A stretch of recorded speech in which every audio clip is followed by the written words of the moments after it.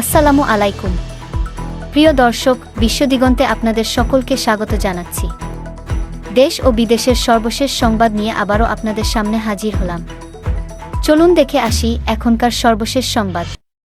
আওয়ামী লীগের এত মরদ আছে বলে তো আমার মনে হয় না। একে তো নিষিদ্ধ ঘোষিত দল, মাফিয়া শক্তি, তারা মাঝে মধ্যে বিদেশ থেকে উকিঝুঁকি দিচ্ছে, এর বেশি তৎপরতা তো দেখি না। রথযাত্রা এবং উল্টো রথযাত্রা এই দুইটাকে আমরা নিরাপদ করার জন্য সমন্বিত প্রয়াস নিয়েছিলাম।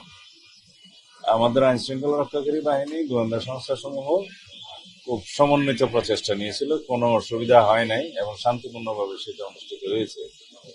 তবে দুর্ভাগ্যজনকভাবে উল্টো রথযাত্রার দিনে কমলাপুরের ওইদিকে, মতিঝিলের ওইদিকে একটা মেট্রো রেলের পিলারের নিচে একটা বোমা সদৃশ্য জিনিস পাওয়া যায়, এটা ছাতার মধ্যে।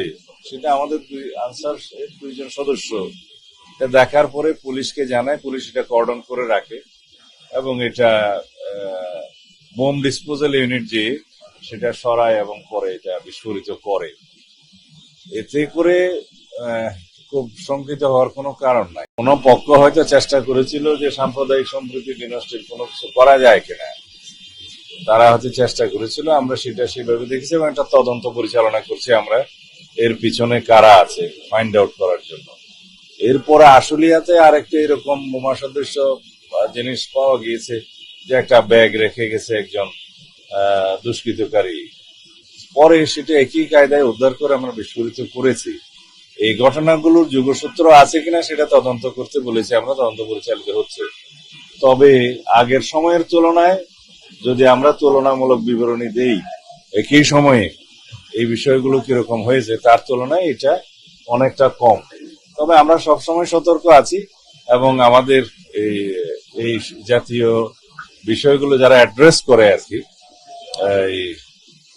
আমাদের উগ্রবাদী তৎপরতা বা এই জাতীয় সাম্প্রদায়িক সম্প্রীতি বিনষ্ট করার যে সমস্ত তৎপরতা, এগুলো যারা মনিটর করে, আমাদের স্পেশাল টিম আছে, তারা এই ব্যাপারে সতর্ক আছে। তাজিউর মাননীয় প্রধানমন্ত্রীর সাথে কলনের পরে নিজেই তো স্টেটমেন্ট দিয়েছেন যে তিনি বাংলাদেশের বর্তমান প্রধানমন্ত্রী জনাব তারেক রহমানের নেতৃত্বে আশাবাদী এবং আস্থাশীল, এবং যুক্তরাষ্ট্র আমাদের মাননীয় প্রধানমন্ত্রীর নেতৃত্বের প্রতি আস্থা রেখেছেন এবং তার নেতৃত্বে বাংলাদেশের অগ্রগতি সাধিত হবে তিনি আশা প্রকাশ করেছেন।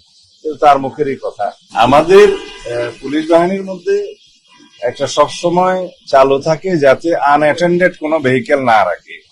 টিমের পুরো সদস্য যেন একসাথে চা না খেতে যায়, টিমের পুরো সদস্য যেন গাড়ি রেখে সবাই যেন একটু বিশ্রাম না করে, কেউ না কেউ গাড়িতে অ্যাটেন্ড করবে, সব জায়গায় যাতে সতর্ক অবস্থান করে।